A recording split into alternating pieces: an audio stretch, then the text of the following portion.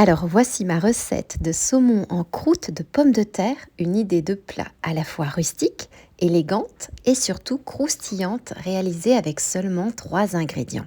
C'est la recette de printemps par excellence, celle que je te conseille absolument de tester pour tes tablés de Pâques ou tes déjeuners de famille le week-end, car elle en jette visuellement tout en restant d'une simplicité déconcertante. On commence par diviser un filet de saumon en 4 pavés généreux. Surtout ne retire pas la peau, elle concentre les oméga 3 et le collagène. Mais surtout, elle protège la chair pour qu'elle reste ultra fondante et juteuse pendant la cuisson. Pour la croûte de pommes de terre, épluche 3 pommes de terre moyennes et râpe-les finement.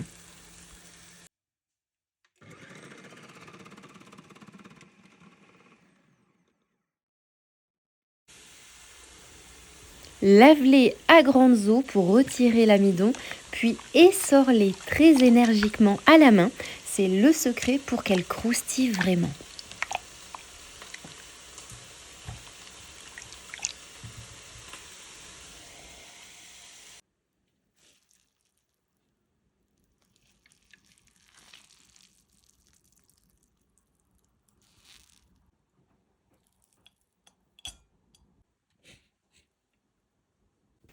Ajoute ensuite 30 g de parmesan fraîchement râpé,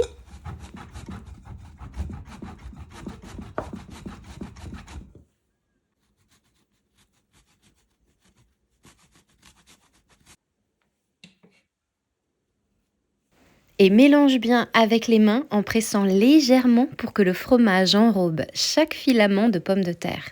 C'est lui qui va assurer la liaison.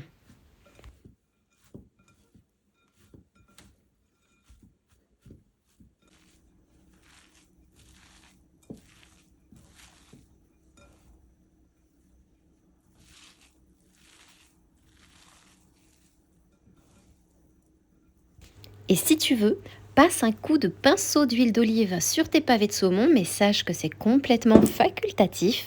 Puis répartis ton mélange de pommes de terre au parmesan sur chaque pavé de saumon.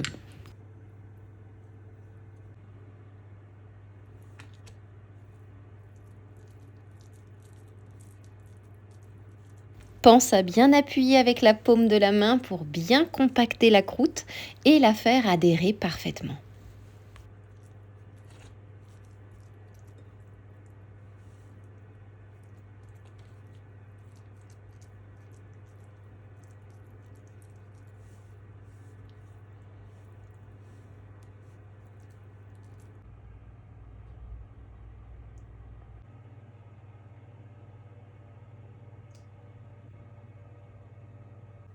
Et petit bonus, comme le faisait mon papa, je te montre sur un seul de mes pavés de saumon l'ajout d'éclats de noisettes torréfiées.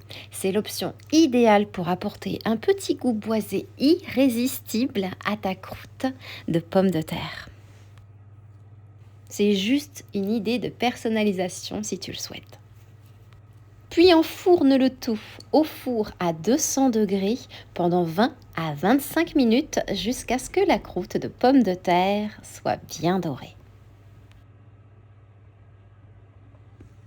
Et voilà, regarde-moi ce résultat, accompagné d'une petite salade composée de radis, de fruits exotiques et de pousses d'épinards, c'est juste un pur bonheur. Dis-moi en commentaire si tu préfères la version nature ou aux noisettes et laisse un like si tu as aimé ma recette. Et en attendant, moi, il ne me reste plus qu'à te souhaiter une délicieuse dégustation.